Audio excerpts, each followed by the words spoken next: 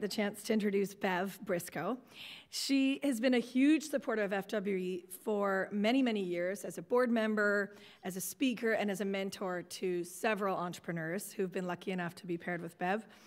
She comes from the accounting world and holds a CA, but after a decorated career with Wajax, Rivto, and the Jim Pattison Group, she did what all smart, rational people do. She became an entrepreneur. And so she bought a company, Highway Refrigeration, in 1997, grew it significantly, and now she's a director of Gold Corp. She's chair of the board of Ritchie Brothers. Okay, can I say that again?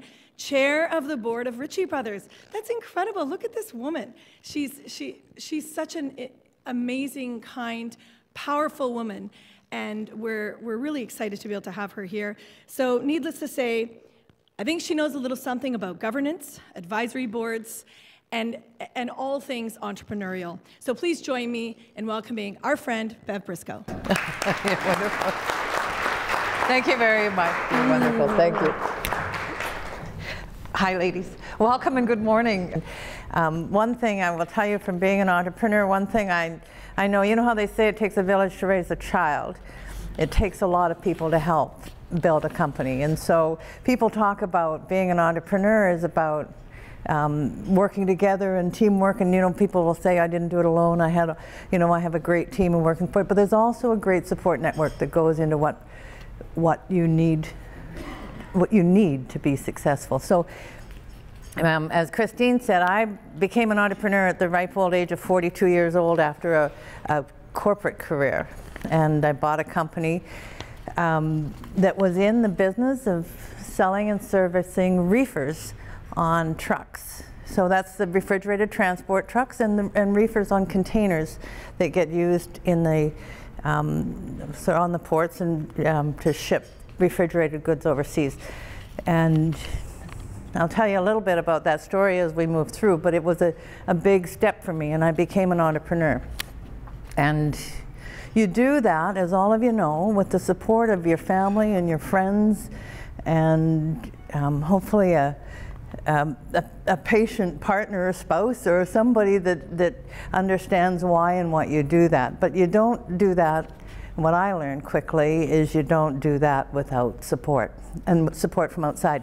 What I love about FWE, and FWE, when I had my company, FWE didn't exist. And I thought, wow, and I know how many times all the energy that goes into being an entrepreneur and all the challenges and all the rewards is equally offset, as all of you know, by the loneliness, the frustration, the fear that can often go into sort of total terror at times, but all those things that it would really be nice to have somebody to talk to, or somebody or a group to sit in, or have a group somewhere that gives you the kind of support. So when I heard about FWE, I thought, wow, this is what people need, and particularly women need, because we're not afraid to be vulnerable, and we're not afraid to say, wow, I don't know the answer. Who can I talk to, or how can we talk to this, or how can I get this out? So I'm a big fan of the company, or of the organization FWE. I'm a big fan of women who are building their own companies, because there's a whole bunch of special rewards that come with that, not the least of which is getting control of your life and having a level of economic independence that allows you to have control of your life. So the topic today I want to talk about is advisory committees. Or advisory boards. So if I can start with asking, let's start with mentoring. How many people here have mentors? Have people that they would call mentors in their lives? Great. And most companies and most people do, particularly when you go off on a journey like you've gone on as mentors. So people ask me, did I have a mentor? And I didn't have a mentor, but I had what they call mentor moments, which are people who had no idea they were being a mentor, but they came into my life at a point. I can tell you, one guy was a guy sitting beside me on a plane to Toronto. I don't know why I felt a need to tell him my whole, I have no idea who he was. He was amazingly patient, and he gave me great advice. And whoever he was, I'd be ever thankful for him. But that was a mentor moment, and I needed someone to talk to. I will tell you, a mentor a fellow who doesn't know he was a mentor was so I owned this shop that had all these trucks that come in and out, and we service refrigerated cargo. So it's a 24/7 operation because these trucks go day and night. And if a reefer breaks down, we run 24/7 service that goes out and gets them up and running again so they don't lose their load. And whether it's a container on the waterfront or whether it's a truck on the highway, we have a crew of guys that head out. Across the street from me was a fellow who owned a big trailer dealership. His name was Chuck, a big tough guy, and he always thought this was a bit odd that this woman had moved across the street and took over this company. But he used to come over and have coffee with me occasionally, and I had this passion for customer service. We were going to build our company on service and meeting our customer needs and dealing with issues that our customer had. And so Monday mornings at our business was totally insanity because it was all the stuff that went bad over the weekend and the guys out on call in the middle of the night and all those things that happened. Come Monday morning was this sort of triage. You know, what happened, whose trailers where, and what service truck broke down, and what guy didn't get the call, and what guy got the call and couldn't get it fixed, and how many angry customers have we got, and how did we deal with them. And so I would start every Monday morning at like 6:30 in the morning at the office dealing with stuff that was sort of major headache material. But we'd get through it. You know, you had to get through it. Where's the customer? How do we deal with it? What do we do? And I did that every Monday morning. I will tell you, about noon on Sunday, I was dreading Monday mornings because it was the worst day. I hated Mondays with a passion. So Chuck comes over, a big guy, and he sort of waddled over and plunks himself in my office, and he said, you know, this whole customer service stuff that you're talking about, you know, people are noticing it, but he said, you're crazy. He said, I don't know why you're doing all this. He said, you should get in here by noon, tell everybody in your place to get this fixed. By the time you hit here at noon, you don't want any noise left anymore. And I thought, you know, that was the best advice. I've changed my life. Absolutely changed my life.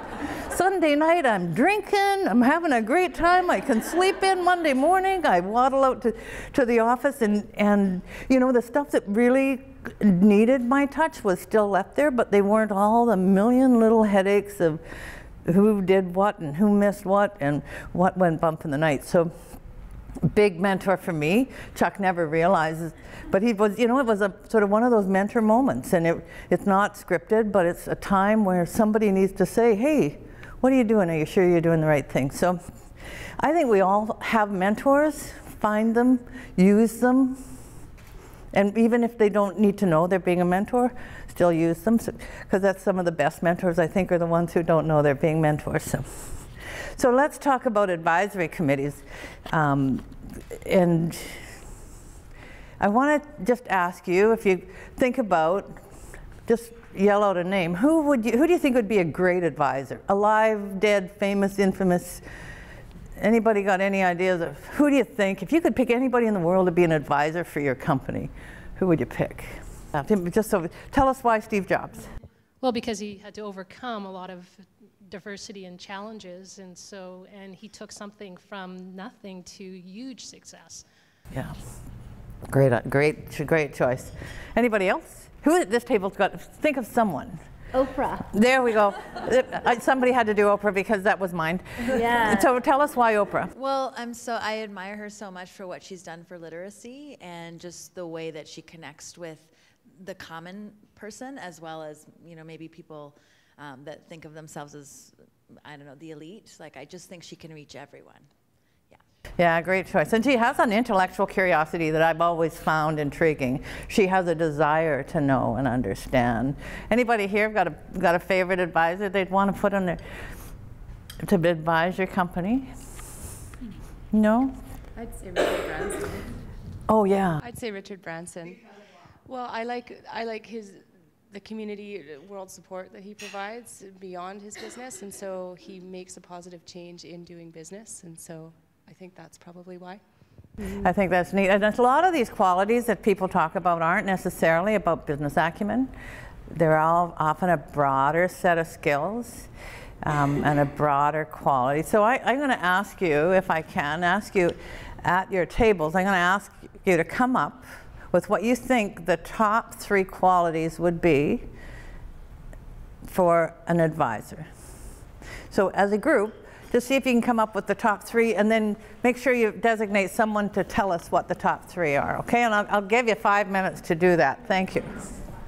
So we can start. Who's, okay, there are lots of finger pointing going on here. We said a visionary, someone that has lots of expertise, and what was our third one? Integrity. And has integrity. Integrity. So did everybody hear that? Visionary, expertise, and integrity. Great qualities, great qualities. What do we have here? And you're allowed to repeat them. We have accountability, which goes both ways, holds you accountable and they're accountable as well. The experience for the direction that you are needing this person, for the advice, and as well to have a good connection or synergy with as a pair. Great, well done, thank you. What about this table? What have we got? There we go, Leon. Vision and experience and knowledge, and I can't pronounce this word, ingenuity. Ingenuity, oh yeah, great word, great word. Good, well done, well done. Let's move. Oh, there we go, Alexandra. So we had a combination between, first one is somebody who's experienced but is not stale, who can actually look forwards and have new perspectives on your business. The second one is somebody who motivates you, and the third one is somebody who brings a sense of humor and a lightheartedness to the experience. Great. Next table. So we said, number 1, the ability to connect with your mentor on a meaningful level. Number 2, we said experience, someone who's overcome adversity and is able to share how they did so. And number 3, generosity of spirit, someone who really wants to help you. Great. Thank you very much. Next table. Where? We said somebody with financial acumen, so somebody that can kind of cut through the emotional level and get right to brass tacks with finances. I like visionary, and somebody said ingenuity over there, which I think is what we came up with as well. And also somebody that can really hold you accountable, but still be really encouraging and motivating. Great. This table. Here we go. Thanks, Connie. We said someone with experience, someone who's intelligent, and someone who cares. Okay. Thank you. Last table. Here we go. So we said strategic perspective, honesty, and committed to the cause in your business. So this is really interesting. Let me tell you. So the words we get are caring, generous, connecting, supportive, motivating. So let me challenge all of that. I can tell you, if you were a room full of guys and I went through this, but the reality is, folks, you're in a world where people are driven to drive businesses. So people who are driven, people who are ruthless, people who, you're going to have people in your world who love you and support you and care about you and will be generous with you and will give you a soft place to land. Sometimes you need people to kick butt, who say, what are you doing there and why are you doing it? And you've been doing it for 5 years and you're getting nowhere. When are you going to figure that out? So, you know, it's a very nice, supportive advisory committee. So I had an advisory committee at my business. I bought this company in what they call a leveraged buyout, which means I had a bank give me a little bit of money, and then I went to what they say is a mezzanine lender, like a high interest rate bank, like a venture capital company.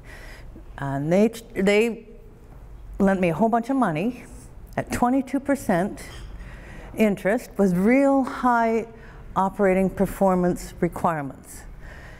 And I had not a lot of assets. I had my house on the line, and that was it.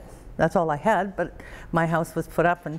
And so one of the requirements of this loan is I needed to have an advisory committee. And this banker appointed himself. He would be one member, and I needed 2 other members. And so then the company wasn't in bad shape, but I'd leveraged the hell out of it. I had to really perform just to make my interest payments, and then I had to be a superhero in order to pay down the principal, which was not insignificant. And I had a whole bunch of covenants I had to abide by through the course of it. And if I failed, I'd lose my house and my company. So they had the right to take the company away. So I had an advisory committee. The first member was this banker. And he was in it for exactly the right reasons he's supposed to be in it. He's going to get his 22% and he's going to get his money back. And I brought on a guy who was an accountant who specialized in bankruptcies. So he's used to cleaning up messes, and he's used to seeing what disaster looks like, and he's pretty good at seeing when disaster is sort of headed towards you and you don't know it yet. And then a third guy was a fellow who'd been a serial entrepreneur who at least knew some of what you go through.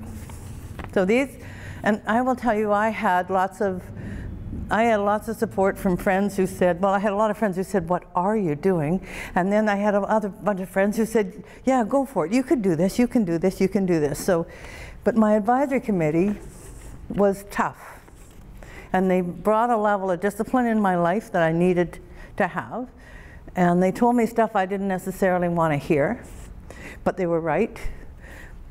So I tell you what they really shone through though.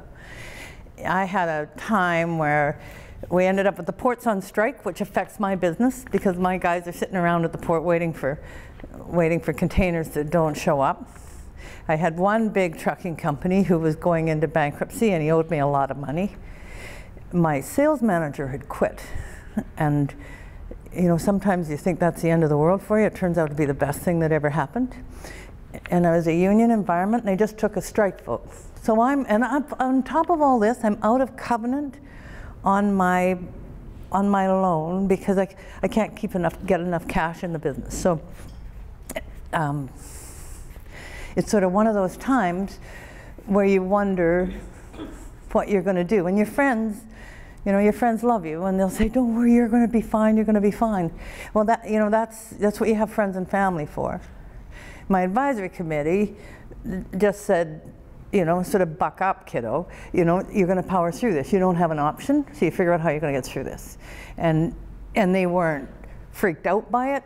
They weren't overly mushy about it or sentimental about it. It was just, this is a job you asked to do. This is what you signed on to, so get it done. And it just, I didn't get sympathy. I didn't need sympathy. I got I was feeling sorry enough for myself. I didn't need anybody else feeling sorry for me. And so it was, but they helped me. That's what got me through. The interesting part is, I'll always tell you, never put a banker on your advisory committee. What was interesting about having this guy sit on the advisory committee, he knew my business well enough to know that this isn't a fatal flaw that I was out of covenant. So they gave me an extra 6 months and it all turned out right. Everything turned out right. So all of the things you think about advisory committees, I would ask you to rethink some of that, because somewhere in there, you need a place that keeps you focused. If you really want to grow and drive your business, there's a whole bunch of things about the values of the people that you talk about that are really important. They need to share your values about how you do business. So my values in my company was about service, integrity, and respect. That was our core values, and that was SIR. That was the way we ran our business. And my advisory committee, they had to live and breathe that. They had to be people who understood that those were the values we weren't going to compromise. And so it's important the kind of value creation you come with, but they don't need to be soft, gentle, caring people. They need to be people who will help you drive your business if that's what you want to do. And if you don't want to drive your business, don't get an advisory committee. Just keep yourself surrounded by friends and families and enjoy what you're doing, but you're not going to drive your business that way. And so that's a decision you need to make. Making a decision to drive your business doesn't mean you have to compromise the things you believe in, but it means you got to be pretty serious about, and you're going to go to places that you're not always comfortable in, but you got to get that done. So, it just floors me. I swear, if we had a table full of guys here, their three would have nothing to do with what you guys talked about. Alexandra, you have a question? So I was wondering, to my mind, it depends on what kind of business you have. And some people here own their businesses, but I don't. I got investors on board, so I have a board. And so I delegate everything you just said to my board. But I also have an advisory committee that's my, you can do this, this is how you do this. And so I find that function is different. I choose different people because enough people kick you in the shins and all that on a regular basis. Yeah. And the board does. Yeah. But I want some support from my advisory. Yeah, no, that's an interesting one. So if you're looking for support, do it any way you can. I mean, the fact you've got a legitimate board, that this is people with a fiduciary duty to run the company, which means they can't trip on whether or not you're going to have your feelings hurt if they tell you they think you're doing a really crappy job of that. They don't have to worry about how to say that. And they think you're doing a crappy job, they'll tell you. And those and that's a fiduciary board. That's a board with a legal responsibility to run the company. An advisory board doesn't have that legal responsibility. In Alexandra's case, I can see she needs a place that she can think out loud. And groups like this are those kind of places. You can think out loud. You can talk about things you're thinking about. You've got people who support you. And I put them in that family, friends, and fans group. They're the people who love you. And they'll do everything they can to make sure that you feel good about yourself and you have the confidence you need to do what you need to do. However, generally I would say family, friends, and fans have no place on your advisory committee. So it's not boyfriends, ex-boyfriends, spouses, father-in-laws, doesn't matter who they are, keep them off your advisory committee. Customers, suppliers, and bankers and lawyers also stay off your advisory committee. Because what you don't want to do is be talking about pricing structure with your customer in the room. And you don't want to be talking about procurement issues with your supplier in the room.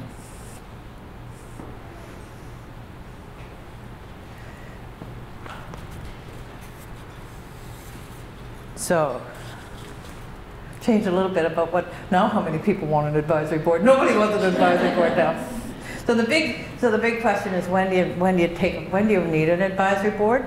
So let me give you a real general rule that is just the world according to Bev Brisco has. It could totally be wrong, but if you're running a business under $100,000, you don't need an advisory board. You need a mentor. You need a good mentor, coach. Again, if you're looking for a mentor and a coach, if you're looking for a friend to help you is one thing. If you're looking for somebody to give you some critical feedback, then you're going to pick a different kind of person. So if you're in that small emerging business, think of what you need and what you're going to get the most benefit from. If you get up over, so I would say if you think you're going to be over $1 million in 3 years, start thinking about an advisory committee.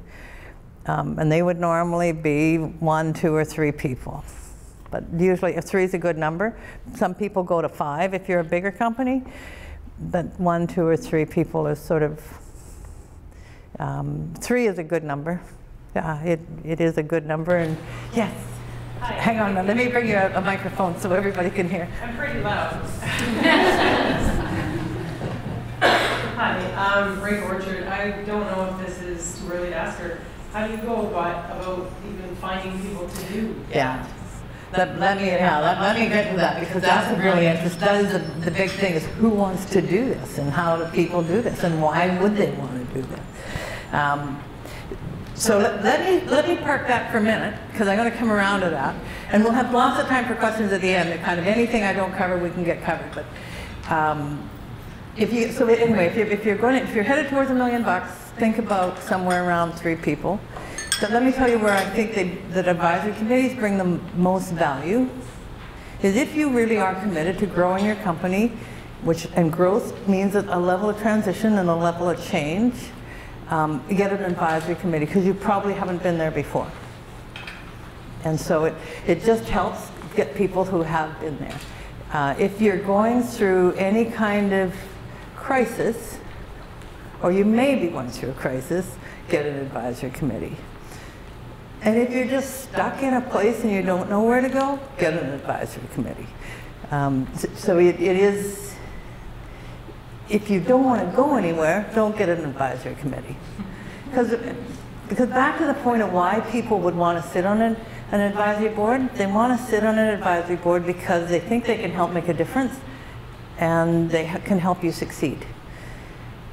And they want to be part of something that's successful and growing and makes a difference. So if you have to be prepared to be committed to a level of change that a group of external advisors will encourage you to do, but you need to be prepared to embrace that.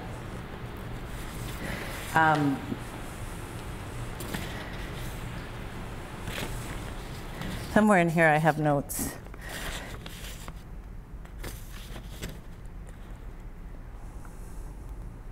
Oh, so choosing people. How do you choose people, and why do people do this? So I sit on a number and have sat on a number of advisory committees and advisory boards. And I sit on them because I learn a lot from sitting and watching other people run their businesses.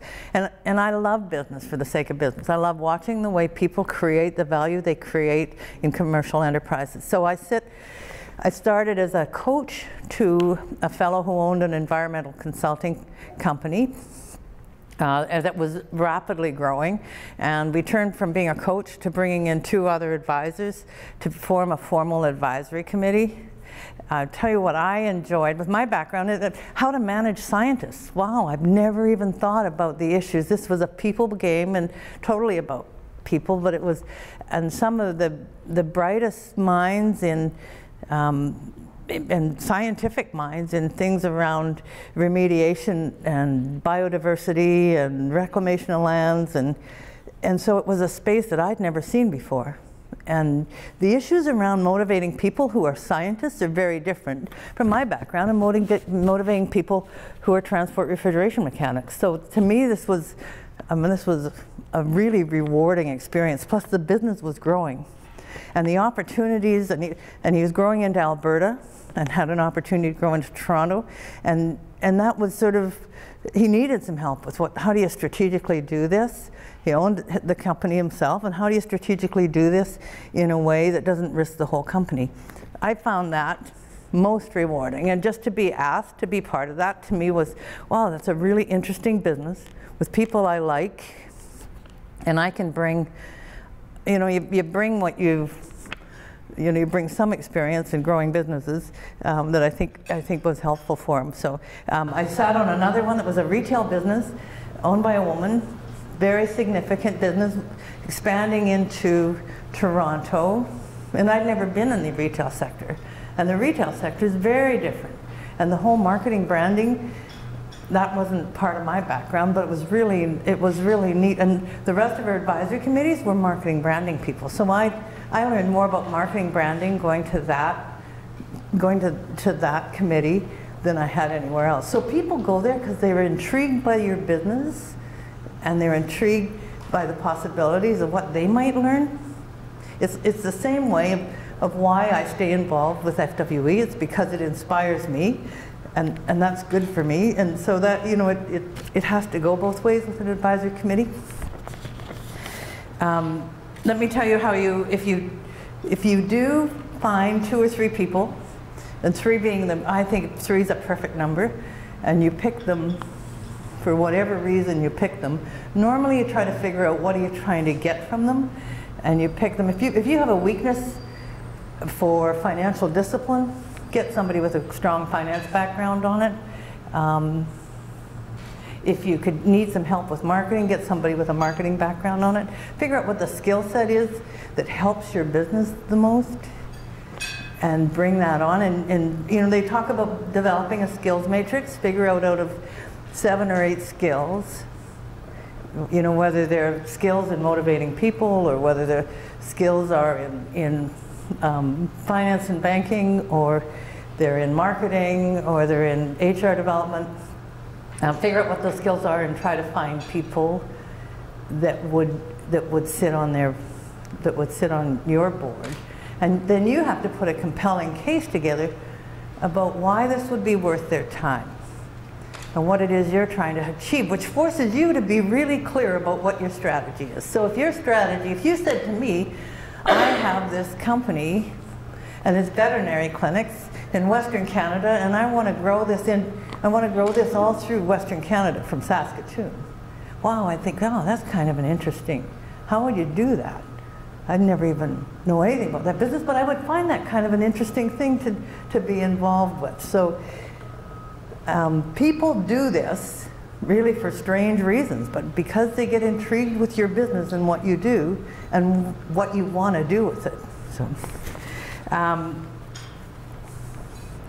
So the big thing is be careful what you wish for. If you get an advisory committee, the expectation is you're in a position that you prepare financial information for people and you share it with them and you're accountable to it. So you need to be of at least a big enough size that you do regular financial statements, so they're not waiting for year end to get your notice of reader statements that you file with your tax returns, but they get financial information of how you're running your business, and that you put together, and they can be clear and articulate about your strategy, or at least the beginnings of your strategy, and that you're in a position that you can actually forecast and budget where you think your growth is going to come from and how you're going to be. So it takes some bandwidth to be able to cater to an advisory committee, because they will have lots of questions. They don't need anecdotal answers.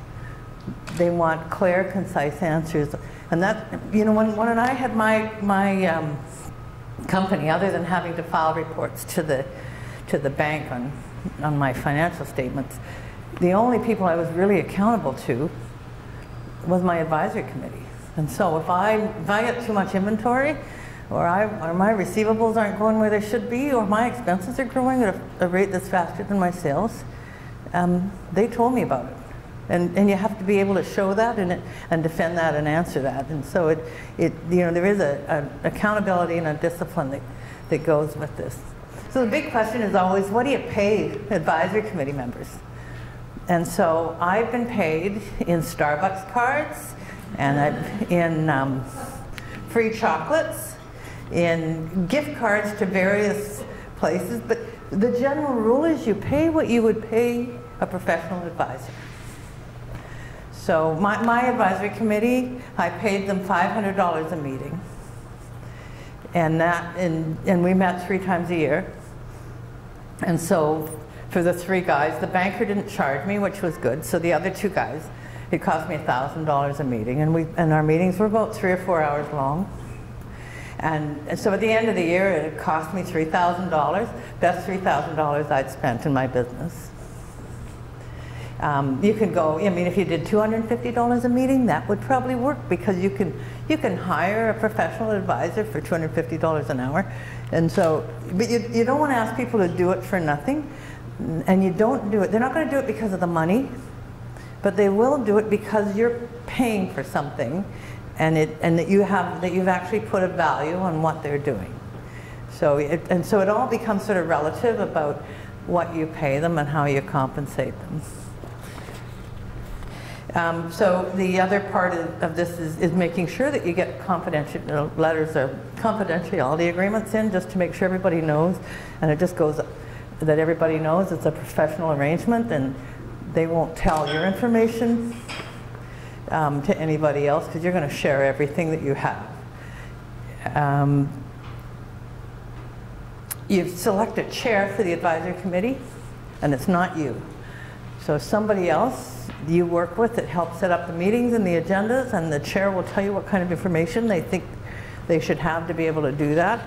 And it sort of gives you a connection on how to manage the meetings. And the usually good practice is always to make sure you evaluate the performance at least once a year. Never ask anybody on your advisory committee to go on for life. Tell them all it's just sort of for the year, and then you're going to reassess. Because you may find as your business changes, your need to have an advisor changes. And what kind of advisor you need. And it may turn out to be somebody you really don't like working with. And it's a polite way to get rid of them. You just have to tolerate them for another 2 more meetings, and then they're out of your life. So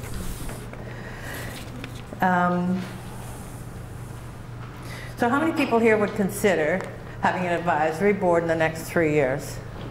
Oh, wow. Hey, there's a keen group. I would encourage, I just encourage it. Again, I encourage it.